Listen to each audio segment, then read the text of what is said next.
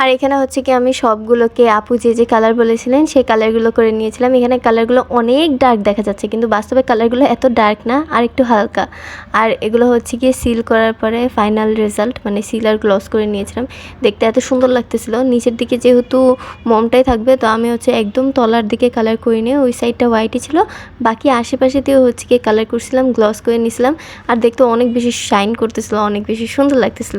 আর daisy ফ্লাওয়ারগুলো যেহেতু jewellery বক্সেই বসাতে হবে, তো আমি হচ্ছে গিয়ে এগুলো আগে থাকতেই মেক করে নিয়েছিলাম। এখন ডিমোল্ড করতেছিলাম। কিছুগুলোর ফিনিশিং উপর দিয়েই অবস্থা খারাপ হচ্ছিল, তো আমার বোঝাই শেষ যে ওগুলো আবার আমাকে বানাতে হবে।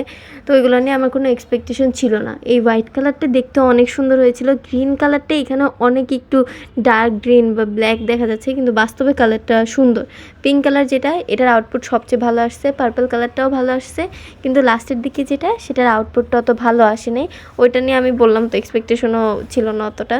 তো ওইটাকে আবার আমার চেঞ্জ করে স্কাই কালারে একটা বানাতে হয়েছিল। দেখলাম যে আপুর প্রেফারেন্স ছবিতে এই কালারটা ছিল না, ছিল হচ্ছে স্কাই কালার একটা ক্যান্ডেল।